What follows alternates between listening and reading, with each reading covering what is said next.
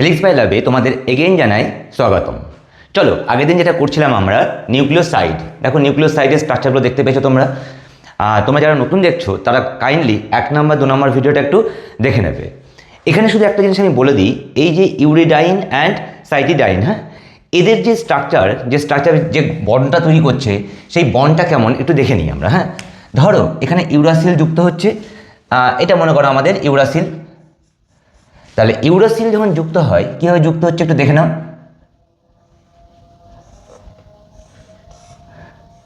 তাহলে এদের 1 নম্বরে থাকে নাইট্রোজেন, আর 1 নম্বরে নাইট্রোজেন 1 2 3 4 5 6, যেগুলো আমি আঁকিনি সেগুলো সব কী থাকবে? কার্বন। এদের সব কী থাকবে? কার্বন।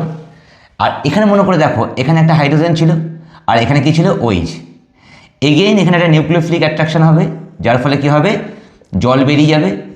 জল যখনই বেরিয়ে যাবে তখন নাইট্রোজেন ডাইরেক্ট যুক্ত হচ্ছে কার সাথে? নাইট্রোজেন যুক্ত হচ্ছে আমাদের রাইবোজ শর্করার সঙ্গে।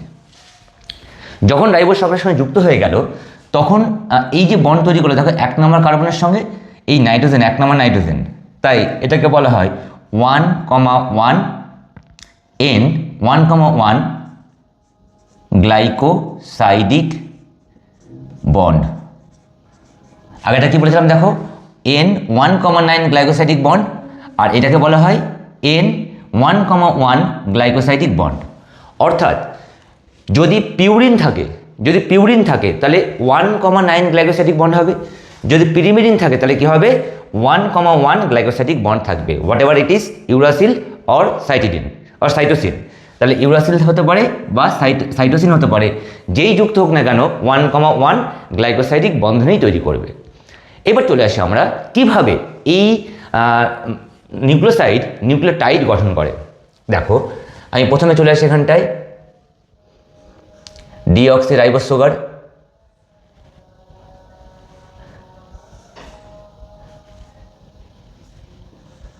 এর সাথে কে যুক্ত ছিল? Either adenine or guanine or cytosine or thymine. আমি অ্যাডেনিনকেই ধরছি, কিন্তু বন্ডটা দেখাচ্ছি না, যেহেতু এখানে বন্ড দেখানো আছে, সেম বন্ড এখানে তৈরি হবে। এখানে কি থাকে? এখানে থাকে OH। এখানে কি ছিল? CH2, আমি এখানে OH লিখতে পারি, একই জিনিস, CH2OH অথবা CH2OH, তুমি এইভাবে লিখতে পারো, কোনো অসুবিধা নেই। আর এটা 1 নম্বর কার্বন, 2 নম্বর কার্বন, 3 নম্বর কার্বন, 4 নম্বর কার্বন, এটা 5 নম্বর কার্বন। মনে করে দেখো, আমি যখন phosphoric acid, that means H3PO4 কে লিখেছিলাম, PO4 কে যখন আমি লিখেছিলাম, কীভাবে লিখেছিলাম? P double bond O OH and OH, এইভাবে লিখেছিলাম। তো এই ফসফরিক অ্যাসিডটাকে আমি এবার এখানে বসাই, P double bond O OH and OH। দেখো এখানেও কিন্তু সিমিলারলি একটা নিউক্লিওফিলিক অ্যাট্রাকশন হয়, হলে কি হবে? এখান থেকে একটা জল বেরিয়ে যাবে। দেখো এখান থেকে OH আর এখান থেকে কি বেরোচ্ছে? H বেরোচ্ছে। তাহলে H অ্যান্ড OH যদি বেরিয়ে যায়, তার মানে কি বেরিয়ে যাচ্ছে? জল বেরিয়ে যাচ্ছে। যদি জল বেরিয়ে যায় তাহলে এর গঠনটা কেমন হবে? দেখো এর গঠনটা হবে ঠিক এরকম,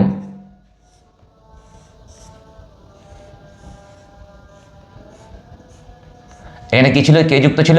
অ্যাডেনিন যুক্ত ছিল। এখানে H থাকবে, OH CH2, দেখো এখানে কে আছে? O এর সাথে কে যুক্ত হচ্ছে? P যুক্ত হচ্ছে। আর কি থাকছে? P এর মাথায় থাকছে OH, দেখো OH, এখানে কি আছে? একটা OH আছে, আর এখানে কি আছে? Double bond O। এই যে যুক্ত হলো সুগারের সঙ্গে ফসফেট, এইটাকে বলা হয় সুগার,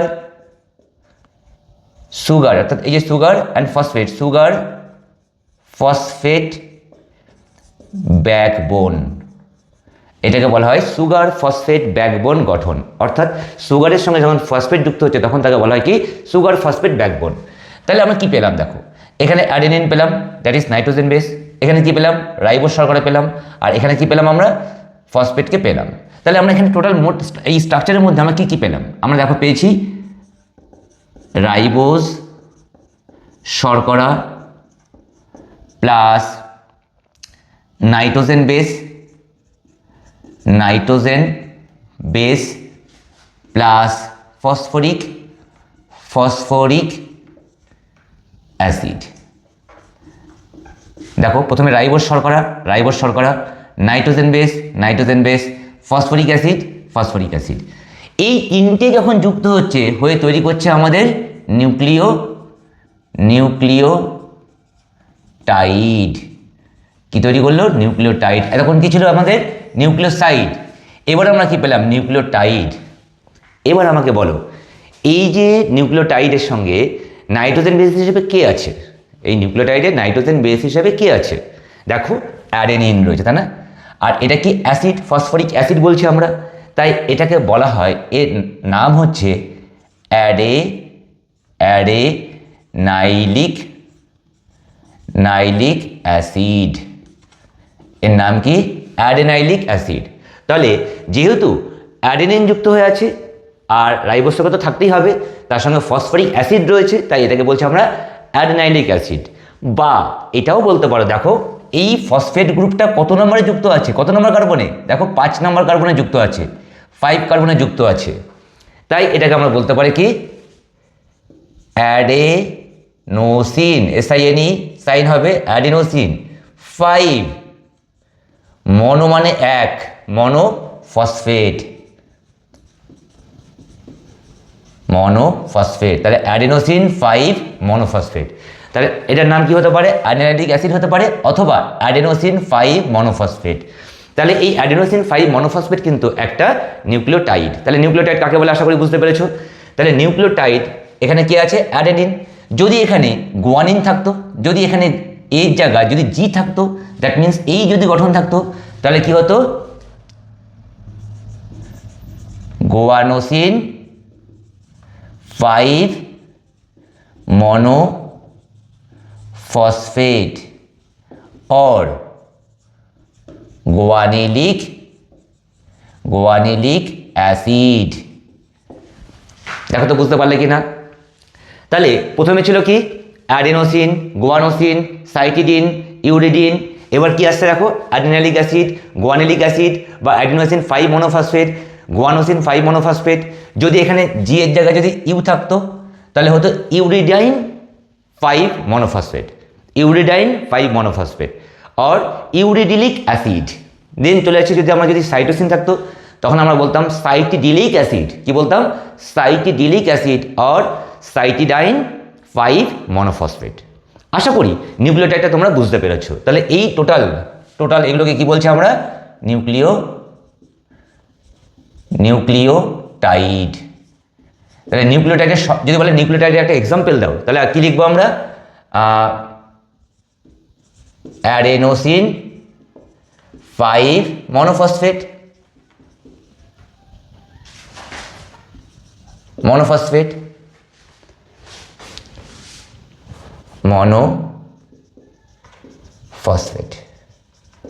অ্যাডেনোসিন 5 মনোফসফেট। ওকে, একটা এক্সাম্পল। বা তুমি লিখতে পারো গুয়ানোসিন 5 মনোফসফেটও লিখতে পারো, কোনো অসুবিধা নেই। আর যদি বলে নিউক্লিওসাইডের উদাহরণ দাও, তাহলে আমরা কি লিখবো? আমরা লিখবো অ্যাডেনোসিন, গুয়ানোসিন, সাইটিডিন আর ইউরিডিন। তাহলে এইটা গেল আমাদের টোটাল নিউক্লিওসাইড অ্যান্ড নিউক্লিওটাইড। একটা মজার ঘটনা আমি বলে রাখছি তোমাদেরকে, জাস্ট ফর ফান, একটু দেখে রাখো।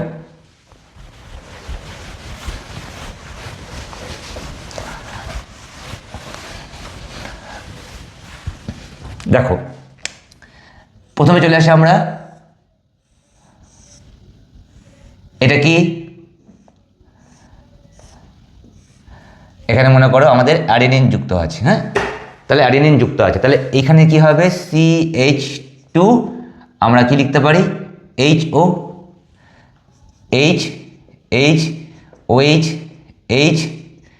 OH। তাহলে যেহেতু অ্যাডেনিন যুক্ত আছে, তাহলে কি হবে? এইটাকে বলা হয় অ্যাডেনোসিন। কি বলা হয়? অ্যাডেনোসিন। এবার এর সাথে কে যুক্ত হতে পারে? ফসফেট যুক্ত হতে পারে, ফসফেট OH। দেখো এখান থেকে জল বার করে দাও, যদি জল বেরিয়ে যায় তাহলে জল যদি বেরিয়ে যায় তাহলে এই ফসফেট কার সাথে বন্ধনী তৈরি করছে? এই যে অক্সিজেন পড়ে আছে এর সাথে একটা কার্বনের সাথে যুক্ত হবে, একটা কার সাথে যুক্ত হবে? ফসফেটের সাথে যুক্ত হবে। তাহলে এইটাকে বলছে কি, আমি টোটালটাকে কি বলছি? অ্যাডিনোসিন 5 মনোফসফেট, और এটাকে শর্টে বলা হয় AMP, অ্যাডিনোসিন মনোফসফেট বলে তোমরা জেনে থাকো, ছোটবেলা থেকে পড়েছো অ্যাডিনোসিন মনোফসফেট। এবার মনে করো এখানে আরেকটা ফসফেট যুক্ত হলো, একই রকমভাবে আরেকটা ফসফেটে যুক্ত হতে পারে। কীভাবে যুক্ত হচ্ছে দেখো, আবার জল বার করে দেবে। যদি জল বেরিয়ে যায় তাহলে কি পড়ে থাকছে? একটা অক্সিজেন পড়ে থাকছে না এখানটা দেখো। তাহলে এই জলটা বের করে দিলাম আমরা, যেই জলটা বের করে দিলাম তাহলে এই অক্সিজেন কার সাথে যুক্ত হচ্ছে? ফসফেটের সাথে যুক্ত হচ্ছে। এইটাকে বলছি আমরা, এই টোটালটাকে বলছি আমরা অ্যাডেনোসিন ডাইফসফেট, শর্টে আমরা কি বলি? ADP। সিমিলারলি আর একটা ফসফেটে যুক্ত হতে পারে, P+1O OH, ও এভাবে লিখবো না আমরা, উল্টো করে দেবো, দেন কি থাকে? OH। সিমিলারলি আবার জল বার করে দাও, তাহলে একটা অক্সিজেন পড়ে থাকছে, এই অক্সিজেন গিয়ে কি হবে? অক্সিজেনকে যুক্ত হবে কার সাথে? ফসফেটের সাথে। তাহলে এখানে কটা ফসফেট পেলাম দেখো, আমরা 3টে ফসফেট পেলাম। তখন তাকে বলা হয় অ্যাডেনোসিন ট্রাইফসফেট বা ATP। অর্থাৎ আমাদের যে শক্তি উৎপন্ন হয়, আমাদের বডিতে যে শক্তি উৎপন্ন হয়, সেই শক্তিটা কী রূপে উৎপন্ন হয়? ATP। তাহলে এইটাই হচ্ছে সেই ATP এর গঠন। অর্থাৎ কীভাবে ATP তৈরি হচ্ছে? তাহলে ATP মানে কি? অ্যাডিনোসিন মনোফসফেটের সাথে আরও দুটো ফসফেট যুক্ত হয়ে কি তৈরি করছে? ATP, যারা পরবর্তীকালে ফসফেট বন্ড যখন ভাঙে, সেই ফসফেট বন্ড ভাঙার সঙ্গে সঙ্গে শক্তি রিলিজ করে, যে শক্তিটাকে কাজে লাগিয়ে কিন্তু আমাদের দৈহিক যে কার্যাবলী, অর্থাৎ হাঁটা চলা পড়াশোনা সব কাজ কিন্তু আমরা সেই শক্তিটাকে ব্রেক করেই কিন্তু আমরা ATPকে ব্রেক করেই কিন্তু যে শক্তি পাই, সেই শক্তিটাকে আমরা ইউটিলাইজ করি আমাদের দৈনন্দিন কাজে। হোপ তোমরা ATPর গঠন বুঝতে পেরেছো। ঠিক সিমিলারলি যদি এর জায়গায় যদি G থাকতো তাহলে এটা কি হতো? প্রথমে GMP, দেন GDP, দেন GTP। অর্থাৎ আমাদের বডিতে ATP অ্যান্ড GTP এই দুটোই কিন্তু শক্তি তৈরি করতে পারে। তো আশা করি তোমরা নিউক্লিওটাইড অ্যান্ড নিউক্লিওসাইড কি বুঝতে পেরেছো, ইভেন তাদের মধ্যে কি পার্থক্য আছে সেটাও বুঝতে পেরেছো, ইভেন কীভাবে বন্ডিং হচ্ছে সেটাও বুঝতে পারলে। আচ্ছা, সবথেকে মাথায় রাখবে এই কাছের যে বন্ড থাকে তাকে বলা হয় আলফা বন্ড, পরেরটাকে বলা হয় বিটা ফসফেট, মানে বন্ড বলবো না, আলফা ফসফেট, বিটা ফসফেট, এটাকে বলা হয় গামা ফসফেট। মাথায় রাখবে এইটাকে ভাঙলে শক্তি উৎপন্ন হয়, হ্যাঁ শক্তি উৎপন্ন হয়। এটাকে ভাঙলেও বেশি পরিমাণ শক্তি উৎপন্ন হবে, শক্তির পরিমাণ বেড়ে যাবে। অর্থাৎ এটা যদি একসাথে ভাঙে তাহলে বেশি পরিমাণ শক্তি উৎপন্ন হবে, কিন্তু এইটা যদি ভাঙে তাহলে কি পড়ে থাকছে? শুধু অ্যাডিনোসিন পড়ে থাকছে। তাই পুরো ATP বা ATPর যে তোমার শক্তির যে সবথেকে সিম্পলেস্ট ফর্ম সেটাই পুরো নষ্ট হয়ে যাবে। তাই আমরা এই দুটো ফসফেটকে ভাঙতে পারি, তোমার gamma phosphate and beta phosphate. Alpha ফসফেটকে কিন্তু ভাঙা যায় না। অর্থাৎ কাছের ফসফেটটাকে বলছে আলফা, তারপরটাকে বলছে বিটা, তারপরটাকে বলছে গামা। তো হোপ তোমরা বুঝতে পেরেছো। এরপরের দিন আমরা এই যে বেসিক যে গঠন প্রথমে বলেছিলাম যে অ্যাডিনোসিন 5 মনোফসফেট বা AMP, এই AMP, GMP, CMP and UMP এরা কীভাবে যুক্ত হয়ে RNA গঠন করছে সেটা আমরা ডিটেল স্ট্রাকচারে আসবো। তাহলে ততক্ষণ অবধি তোমরা একটু ওয়েট করে থাকো, আর অবশ্যই কিন্তু বই পড়বে। বই আমাদের কিন্তু জ্ঞানের ভাণ্ডার, তাই বইয়ের কোনো বিকল্প হয় না। আর বই যত পড়বে তত তোমাদের কিন্তু নলেজ গেইন করতে থাকবে। আর একটু যদি এটাকে ফলো করে রাখো তোমাদের পড়তে ইজি হয়ে যাবে, সোজা লাগবে। ততক্ষণ অবধি মানে আমাদের নেক্সট পার্টের জন্য একটু ওয়েট করে থাকো। ততক্ষণ অবধি বাই বাই, সবাই ভালো থাকবে।